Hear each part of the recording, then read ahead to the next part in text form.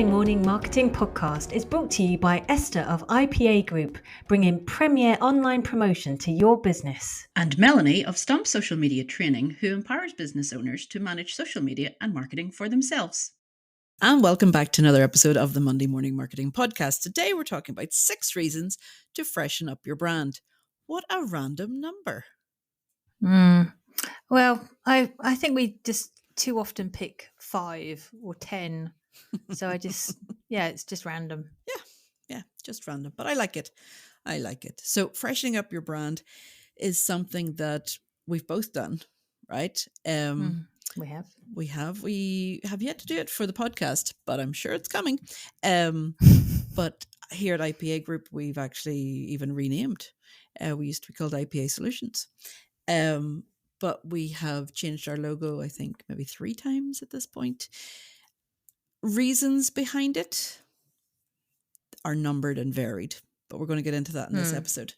So maybe the top reason for doing a refresh, not so much a rebrand, because you don't have to totally change like we did, change the name and everything, but to tweak the logo or tweak the colorings maybe, would be to stay current with your industry, your audience.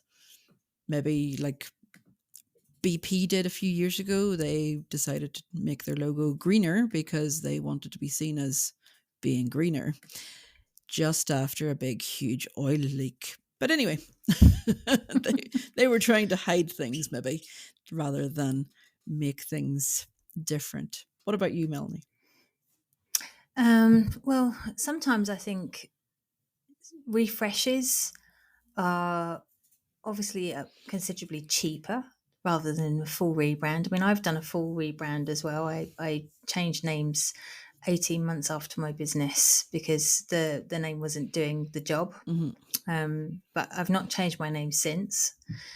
But we have refreshed the Monday Morning Marketing Podcast graphic-wise, haven't we? We have. We've sort of changed the images and made them look a bit more, I don't know. Once we realised this was going to be beyond a hobby.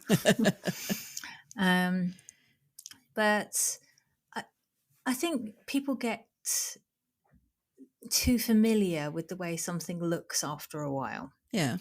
And other people compete with those colours, with the way that you're put across. I mean, classically, very recently, so not to date it, but very recently, we saw Facebook change their icon, and everywhere actually, and made their colour bluer. Because when people are looking at their phone on and seeing all the apps, there's an awful lot of sort of blue, royal blue icons these days. And, I think I'm almost certain that's why X became black as well, because it again was blue.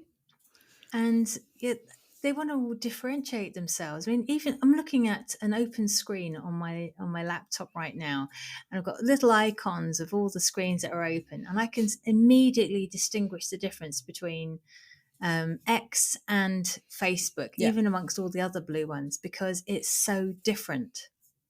Yeah, so totally. They're just little refreshes, and I think we do get a little complacent if we just keep on seeing the same thing all the time. We don't really associate it with an update or something current. Yeah. And it can, like, your logo can look dated, even if it's only a few years old, because of the way that everything is updating and changing and modifying so quickly.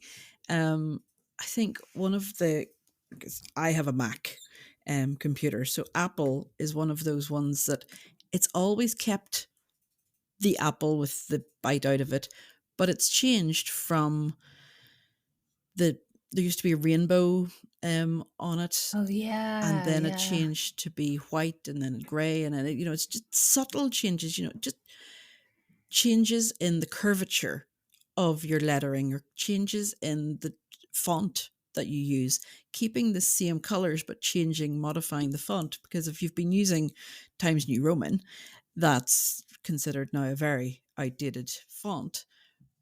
Mm. Nowadays, a lot more use Helvetica or Poppins. Or there's loads. Like this is the other thing. There are now thousands more fonts available than there were maybe when you were opening up your business years ago. So you don't have to stick to the same font that you have had. Do think of keeping it one that is easily read, easily distinguishable as to what it's saying, because, people like to be able to read easily what it says.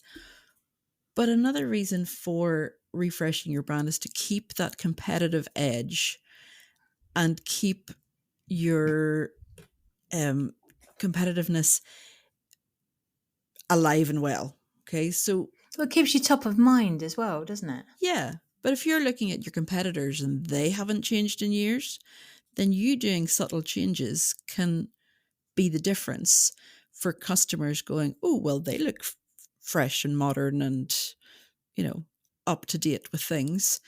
So it's a way to get ahead of your competitors as well. Mm.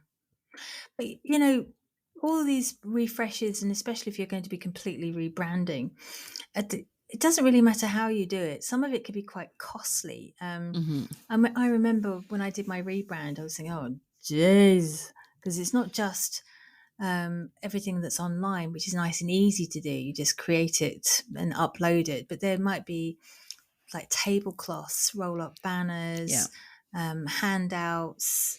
I recently went to an event and literally all my flyers went. So I had to get some more flyers.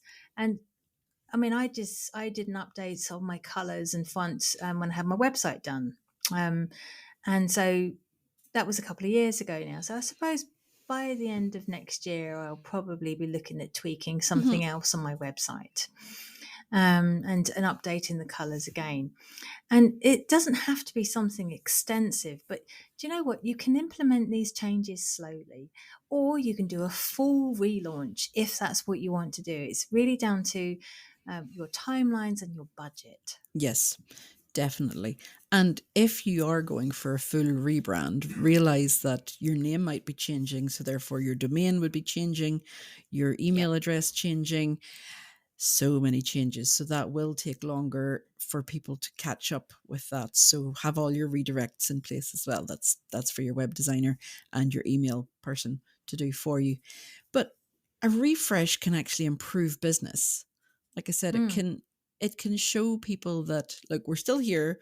Not only are we still here after 40, 50 years, but we are committed to still being here, hence the refresh and spending money on the business to be able to have brighter colors or have a different font or, you know, modifying whatever you want to modify in it. It doesn't have to be that huge, all encompassing, everything gets done, but small subtle changes can make all the difference for people to be able to go, yep, we're still here, we're still alive and well, we're still um in business. Because some Mm. people look at older logos and go, hmm, doesn't look like they're still going to be open. So let's give examples of when you would be doing a rebrand or a refresh. And one of the things that I would recommend you doing is if you're going to be upping your product range or your service range, that might be a good time to do a refresh or even a rebrand. Mhm. It also could be if you're going to be shifting customer avatar slightly. So just by setting up your business, you may just automatically get a certain amount of interest from a certain type of customer avatar. But if you're planning to extend that audience to different suppliers, different customers, different geographical area, then this might be an opportunity for you to also do a rebrand or a refresh and maybe do a soft launch or a full launch. Yeah, and part of that refresh can also be your messaging. It can be the way that you're speaking online. If you've been very, very formal in the way that you speak and you want to show yourselves as a more compassionate or, customer centric business Normal going forward. person. Normal person. I mean, if you are a one-man band doing this refresh, then remove the we. Remove the we Mm. do this and we do that, and be proud of the fact that you do it all on your own. Mm. And that, so use the use I do this and I am this, and I am wearing all 50 hats or however many hats your business has, and be proud of that. Use that as part of your new messaging going forward to say, I may be small, but I am mighty. Yeah. Small and mighty. That's just how we like them. Yeah. But Businesses, that is. yeah, obviously that's what we're talking about to our SME listeners. But before you relaunch, or before even a soft launch, make sure that everything's changed. So if you have done a font change, make sure that that change has happened across your social media banners, your Yeah. websites. Consistent. Yeah. Yeah. Because you don't want people rocking up to one place and going, even if it's a platform that you might not use anymore. Like maybe you opened up an X account and you haven't used X in years, formerly known as Twitter. Still make the changes there so that if people find you through search engines, they're going to be clicking into the different places. And if there is an inconsistency between some of those places, it can be really hard for that person to trust that it's the same company. No, I completely agree. And there's just this small gutting feeling that you get when you've discovered you've been out there a little while and you've gone, oh my Lord, I forgot to update that too. Yeah. So there's a fair bit of research you need to do. You need to go back over your old and current footprint and see where you need to update and change. Yeah, especially if you have been shared somewhere else. If your blog has appeared somewhere else with your old logo or your old color scheme, contact them and go, thank you very much. Here's my new and updated. And most of the time, they have no problem in changing your logo out for your new one or your color scheme or whatever. Yeah, most of them wouldn't have an issue, no. Yeah. So, what else? I can't think of anything else. Well, before you dive into a refresh, just stop and think. Do you need it? Can you afford it? What all is going to be involved in it?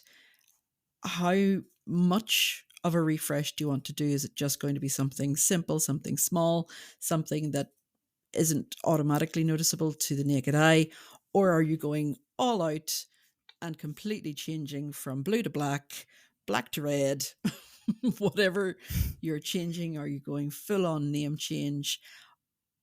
What is going to work for you and why? You might need to do an audience survey beforehand.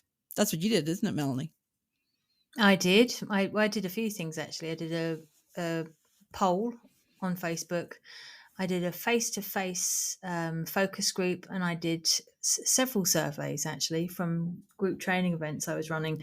So it just depends on how much detail you want to go into. I just kept on having to be told that my name just wasn't right. So I finally copped on. Yeah. And do listen to your audience, because at the end of the day, they're the ones who are searching for you, and they're the ones that are going to hopefully buy from you, or at least refer other people on to you. So with that, we will leave you. And if you do need help with any of your rebranding, get in touch with Melanie or I. We'd love to help you out with this. And remember, IPA Group do logos and designs as well. So shameless and I promotion. can help with the soft launch on your social media. That is correct. So that's it for today, guys. If you have any questions, we would love to hear from you. And we'll be back next week with more Monday Morning Marketing. Until then, bye-bye. Bye, guys. Have a great week.